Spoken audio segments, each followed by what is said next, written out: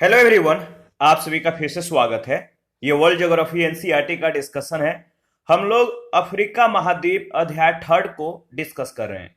Africa महाद्वीप में जो प्रमुख देश हैं, इन देशों के बारे में डिस्कस करेंगे। डिस्कशन को स्टार्ट करने से पहले मैं बता दूं, इसका पीडीएफ अवेलेबल है। अगर आपको पीडीएफ चाहिए तो Telegram channel, Telegram quiz group या चैनल के कम्युनिटी बॉक्स में जाइए, वहां पर इसके रिगार्डिंग में इंफॉर्मेशन को अपडेट कर दिया गया है।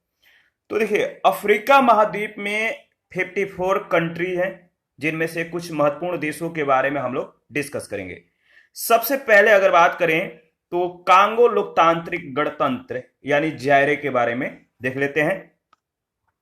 कांगो लोकतांत्रिक गणतंत्र पश्चिम मध्य अफ्रीका महाद्वीप में स्थित एक कंट्री है, देश है, जो क्षेत्रफल के दृष्टि से उप सहारा प्रदेश का द्वितीय बृहत्तम देश है।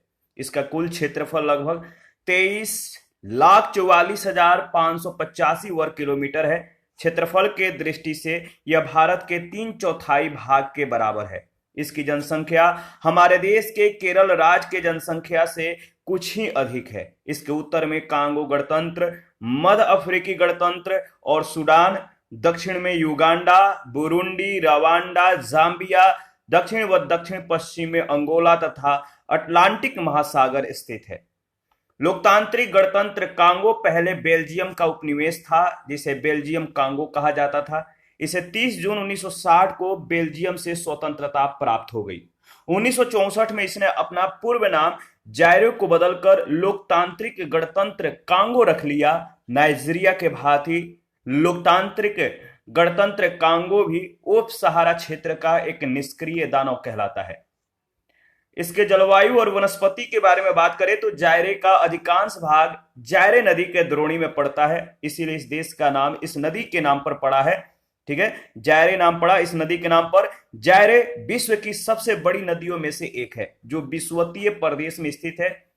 यहां उष्णाद्र जलवायु और सघन वनस्पतियां पाई जाती है। जायरे में भारी वर्षा होती है। यह देश उष्ण कटिबंधीय वर्षा वनों से ढका हुआ है। ये वन सदाबहार हैं।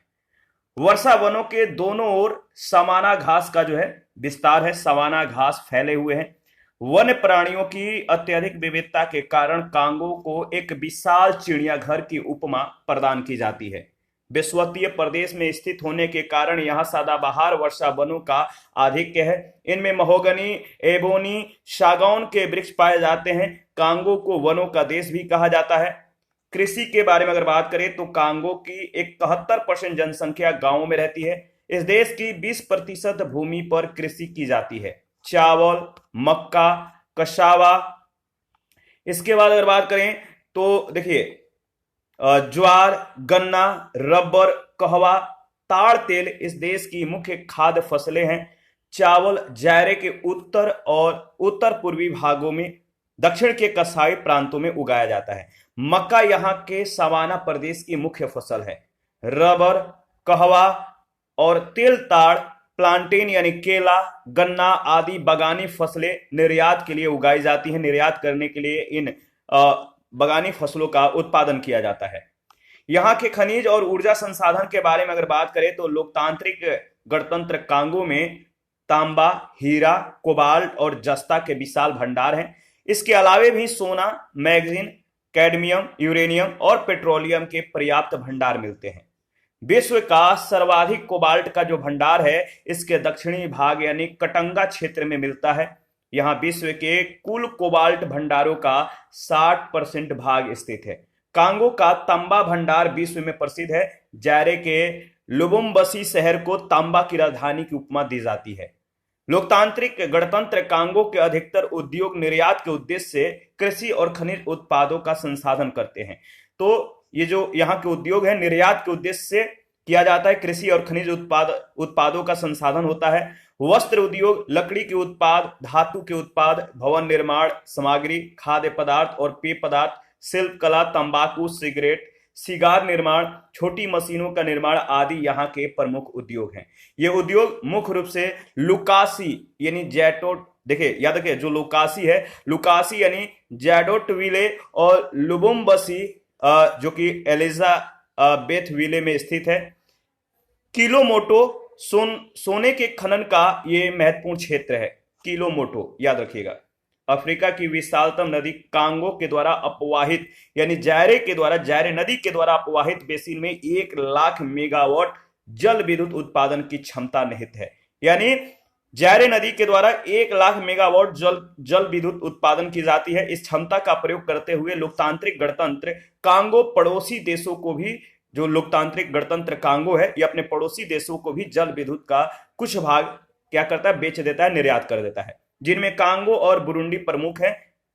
किनको सबसे ज्यादा बेचता है? कांगो और बुरुंडी को। विश्व में जल विद्युत शक्ति की संभावित क्षमता सबसे अधिक इसी देश में है। जनसंख्या के बारे में अगर बात करें, यहाँ की पॉपुलेशन के बारे में बात करें, तो कांगो लोकतांत्रिक गणतंत्र की कुल जनसंख्या का लगभग 2/3 लोग बंतु भाषा बोलते हैं, जो अश्वेत हैं यानी श्वेत नहीं है, काले हैं। यह ईसाई, इस्लाम और जीववादी धर्म प्रचलित है। किंशासा जायरे की राजधानी एवं सबसे बड़ा नगर है। लुम्बुबसी, याद रखिए लुबुम्बसी, जो कि एलिजाबेथ विले में है। इसके बाद मबांडका, लिकासी, जदोतविले और किशनगनी अन्य यहाँ की प्रमुख नगरें हैं। देखिए जायरे नदी पर स्थित मतांडी देश का प्रमुख बंदरगाह है।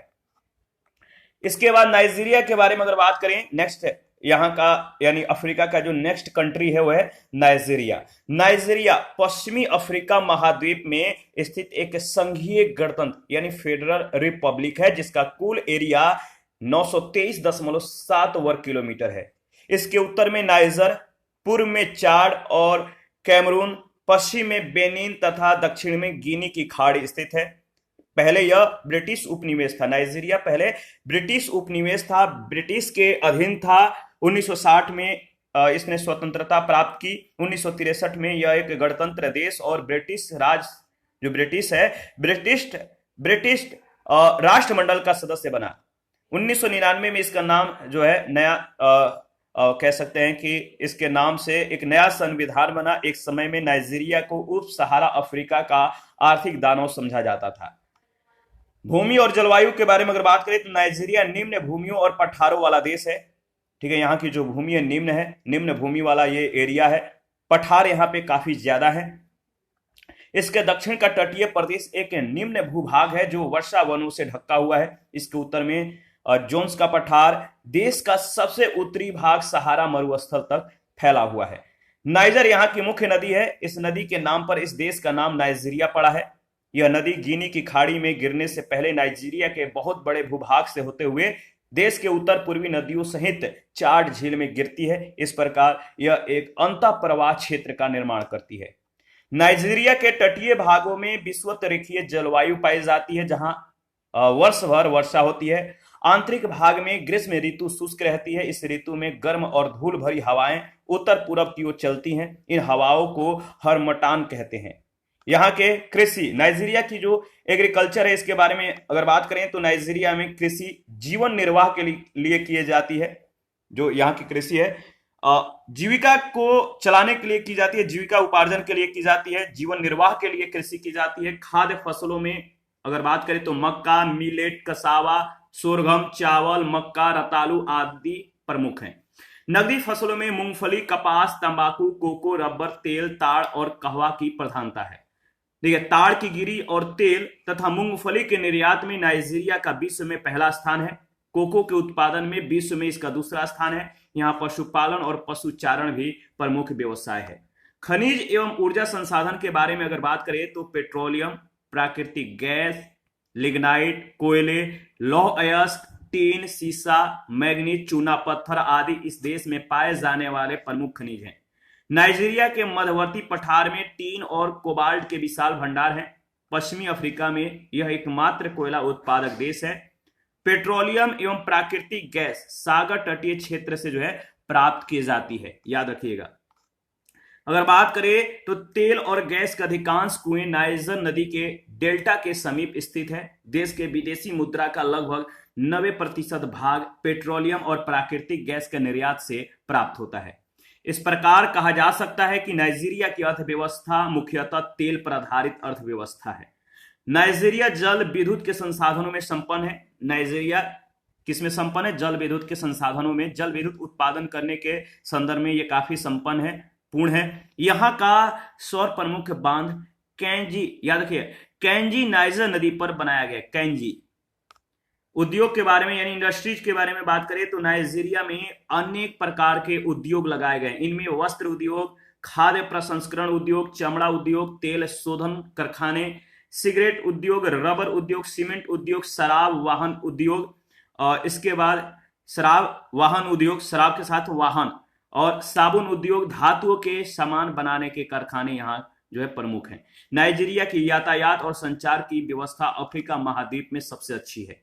यहाँ की जो पॉपुलेशन है इसके बारे में अगर बात करें तो नाइजीरिया की जनसंख्या अफ्रीका के अन्य सभी देशों से अधिक है। नाइजीरिया में 250 निर्जातीय वर्ग यानी जनजाति निवास करते हैं, इसीलिए इस देश को 250 जनजातियों का देश भी कहा जाता है। यूरोबा जनजाति का मुख्य केंद्र होने के कारण इस देश को यूरोबा जनजाति की भूमि भी कहा जाता है। इसके पश्चिमी भाग में यूरोबा और पूर्वी भाग में ईबो निर्जाति के लोग रहते हैं, ईबो जनजाति के लोग रहते हैं। उत्तरी भाग में मुस्लिम और दक्षिण भाग में ईसाई धर्म को मानने वालों की संख्या काफी अधिक है। हौसा, फुलानी, यूरोबा, ईबो, ठीक है, हौसा, फुलानी, यूरोबा, ईबो वर्ग देश की जो है 65% जनसंख्या का प्रतिनिधित्व करते हैं। ये जो चार जनजाति हैं, हौसा, फुलानी, यूरोबा और ईबो, ये चार वर्ग देश की यहाँ इस देश की जो है 65% जनसंख्या का प्रतिनिधित्व करते हैं। नाइजीरिया के अधिकांश निवासी अश्वेत हैं, यानी श्वेत नहीं है, काले हैं। अबुजा नाइजीरिया की नई राजधानी है तथा लागोस इस देश का सबसे बड़ा नगर एवं बंदरगाह है। आबादान दूसरा सबसे बड़ा यहाँ का नगर है। इसके बाद अगर बात करें तो देखिए लागोस एवं पोर्ट हार्कोट यहाँ के प्रमुख बंदरगाह हैं। कानो, लागोस अगर बात करें तो देखिए कानो, याद है लागोस और पोर्ट हार्कोट यहाँ के प्रमुख बंदरगाह हैं। कानो, कादूना, इलोरिन, असोगाबो और एनुगी यहाँ के अन्य प्रमुख नगर हैं। इसके बाद मिस्र अरब गणतंत्र के बारे में अगर बात करें तो मिस्र अरब गणतंत्र यानी मिस्र जो है, इजिप्ट जो है, ये अफ्रीका महाद्वीप के उत्तर पूर्वी भाग में स्थित है, लेकिन इसकी स्थिति दो महाद्वीप एशिया और अफ्रीका के संगम पर है। यह एकमात्र अफ्रीकी देश है जो अफ्रीका के उत्तर पूर्वी भाग में सिनाई प्रायद्वीप के रूप में एशिया महाद्वीप में अकाबा के खाड़ी तक फैला हुआ है। इसका कुल एरिया लगभग 9,97,677 वर्ग किलोमीटर है। सिनाई प्रायद्वीप का अधिकांश भाग इजराइल के अधिकार में है, इसको भी ध्यान में रखिएगा। यहाँ पे मिस्र का जो मैप है आप देख सकते हैं, ये राजनैतिक मैप है। ये इधर जो है भूमध्य सागर, इधर सऊदी अरब है, इधर जो है आप देख सकते हैं नीचे की तरफ अगर देखें तो न्यू वैली है, ये वाला एरिया, ठीक है। इधर नासिर झील है, ये आपका कर्क रेखा है ये वाला, इधर लाल सागर है, इधर कीना लक्सर है। तो इस तरह से मैप को एक बार आप एनालिसिस करके आगे बढ़िएगा। इस देश का विस्तार इसके दक्षिणी सीमा पर स्थित वादी हल्फा से उत्तर में भूमध्य सागर तक और पूरब में लाल सागर के तट से पश्चिम में लीबिया की सीमा तक जाती है। यह एक वर्गाकार देश है जिसका उत्तर दक्षिण और पूरब पश्चिम का विस्तार लगभग 6400 किलोमीटर है। मिस्र के पूर्व में इजराइल तथा लाल सागर, उत्तर में भूमध्य सागर, पश्चिम में लीबिया और दक्षिण में सूडान स्थित है। स्वेज नहर भूमध्य सागर को लाल सागर से जोड़ती है। इस प्रकार स्वेज नहर हिंद महासागर को भी लाल सागर और भूमध्य सागर के रास्ते अटलांटिक महासागर को जोड़ती है। इस नहर के निर्माण के पहले स्वेज स्थल संधि अफ्रीका और एशिया के बीच स्थल सेतु का काम करती थी।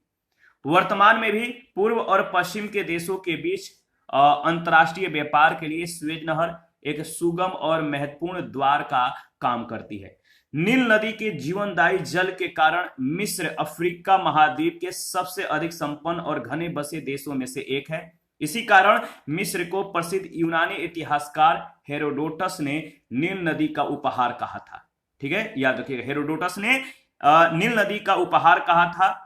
और क्योंकि मिस्र की जो संपूर्ण संस्कृति, इतिहास, प्राचीन वैभव और वर्तमान आर्थिक विकास जो है वो नील नदी के साथ जुड़ा हुआ है। मिस्र देश को नदी मरुद्यान तथा सहारा मरुभूमि का उद्यान के नाम से भी जाना जाता है। भौतिक लक्षण के बारे में अगर बात करें तो मिस्र एक समतल देश है जिसका ढाल दक्षिण से उत्तर की ओर है। कैसे है? दक्षिण से उत्तर की ओर है। स्थलाकृति के आधार पर मिस्र के चार भागों में कह सकते हैं, जो मिस्र है स्थलाकृति के आधार पर चार भागों में बांटा जा सकता है। इसको देख लेते हैं। पहला है सिनाई, पहला जो इसका भाग है वह है सिनाई प्रायद्वीप। दूसरा भाग बताइए। दूसरा भाग है पूर्वी उच्च भूमि। इसके बाद तीसरा है पश्चिमी मरुस्थल और चौथा भाग है नील नदी की घाटी। मिस्र के भौतिक प्रदेश का जो वर्ग है चार है: सिनाई प्रायद्वीप, पूर्वी उच्च भूमि, पश्चिमी मरुस्थल, नील नदी की घाटी। सिनाई प्रायद्वीप के दक्षिणी भाग में 2440 मीटर से अधिक उच्च भूमि, वास्तव में अगर बात करें तो जो पूर्वी उच्च भूमि है इसका ही विस्तार है। तो जो दक्षिणी भाग में सिनाई प्रायद्वीप के दक्षिणी भाग में विस्तृत 2440 मीटर से अधिक उच्च भूमि वास्तव में पूर्वी उच्च भूमि का विस्तार है, जो स्वेज नहर के पूरब से अकाबा के खाड़ी तक फैला हुआ है। इस प्रायद्वीप के दक्षिणी भाग में जो सर्वोच्च चोटी है माउंट गेबेल कैथरीना, कौन सी है? माउंट गेबेल कैथरीना, जिसकी ऊंचाई 2637 मीटर है। गेबेल नुसा और गेबेल डमसुमार अन्य प्रमुख पर्वत शिखर हैं। इस प्रायद्वीप का उत्तरी भाग संकरा तटीय मैदान है जो सागर तल से 200 मीटर से भी कम ऊंचा है। वर्तमान में इसका अधिकांश भाग अगर बात करें तो इजराइल के अधीन है। एशिया का सिनाई प्रायद्वीप मिस्र को अफ्रीका और एशिया के संगम पर स्थापित करता है। नील नदी तथा लाल सागर के बीच विस्तृत उच्च पठारी भूमि को पूर्वी उच्च भूमि के नाम से जाना जाता है।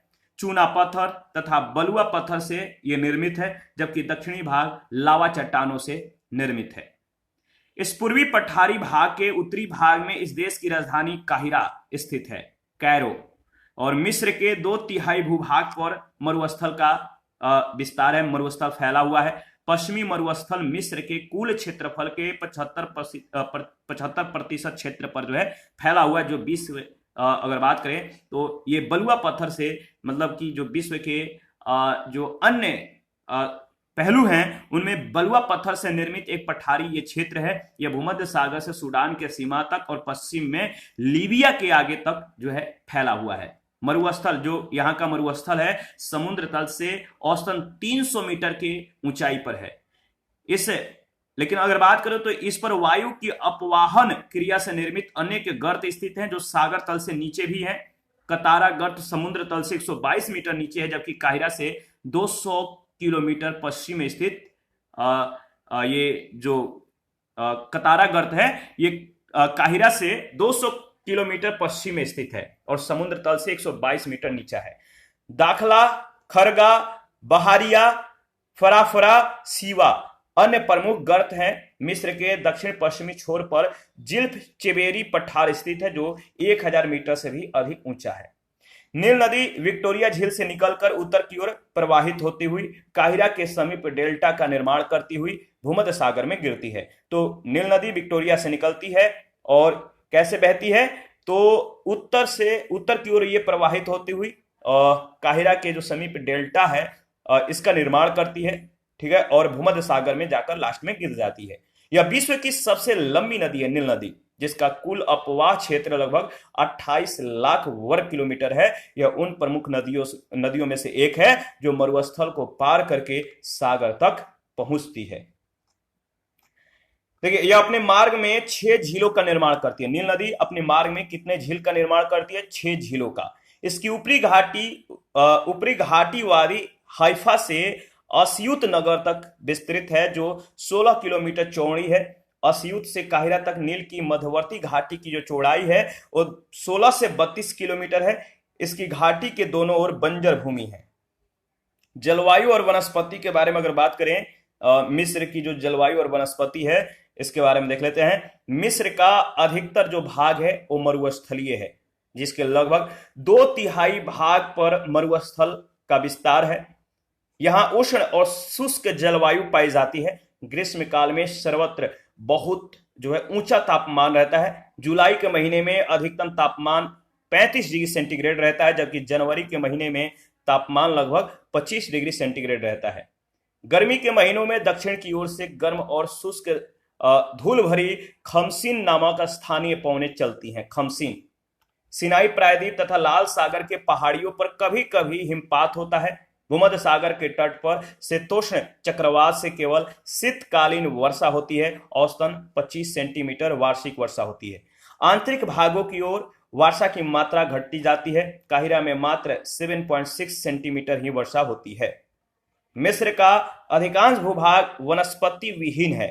यहाँ के मरुस्थलों में कटीले झाड़ियां, मरुधानों में खजूर और पहाड़ी भागों में साइप्रस के वृक्ष उगते हैं। सिंचाई के बारे में बात करें तो यहाँ की जो इरिगेशन है, मिस्र में वर्षा के अभाव के कारण कृषि कार्य करने के लिए सिंचाई आवश्यक हो जाता है। यहाँ नील नदी सिंचाई का महत्वपूर्ण साधन है। इसकी दो धाराएं श्वेत नील और नीली नील है। श्वेत नील सदा नीरा है, हमेशा बहती रहती है। सेबात नदी से भी नील नदी को जल प्राप्त होता है। वर्षा ऋतु में नीली नील नदी में भयंकर बाढ़ आ जाती है, जो सिंचाई के लिए महत्वपूर्ण है। मिस्र में मुख्य रूप से 4 प्रकार की सिंचाई की जाती है। तो 4 प्रकार से मिस्र में सिंचाई होती है। पहला ढेकली सिंचाई, ठीक है। दूसरा है बेसिन सिंचाई। तीसरा है भूमिगत जल के द्वारा सिंचाई और चौथा है नहरी सिंचाई।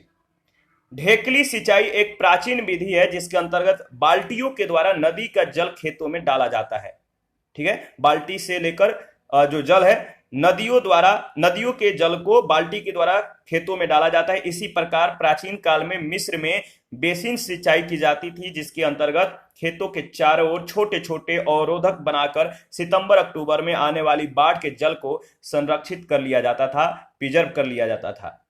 नहरी सिंचाई के अंतर्गत नदी डेल्टा पर निर्मित अनेक बांधों के द्वारा निर्मित नहरों से सिंचाई होती है, जिनमें नाग हमादी बांध प्रमुख है।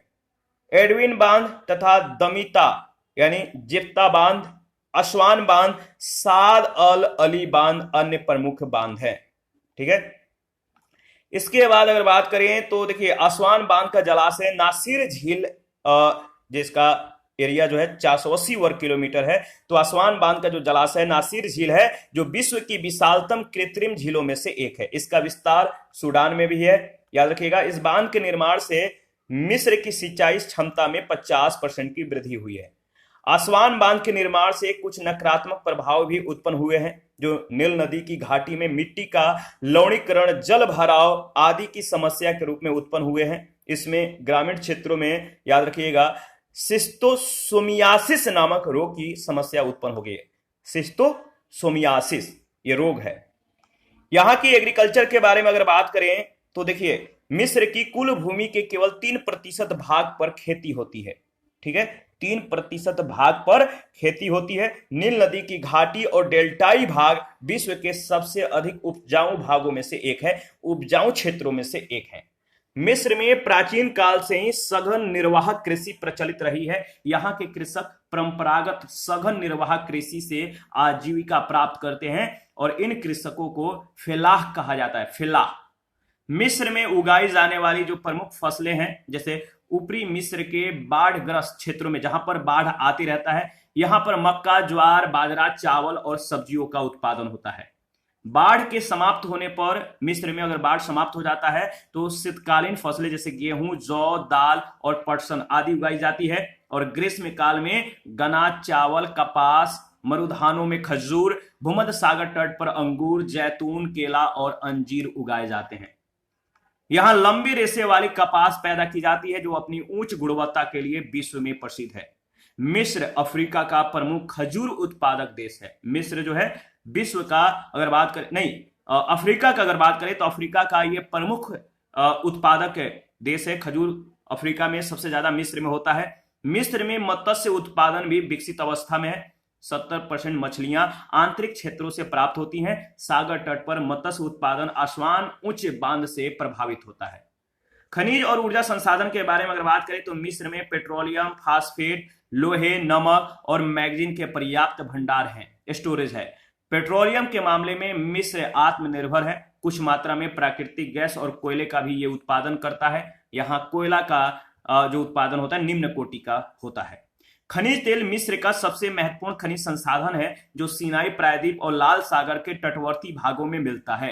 पेट्रोलियम के प्रमुख क्षेत्र रास गरीब, अश्ल, गर्दाका, रास मात्रमा, फीरन, बालेम, अबू कोदिस आदि है।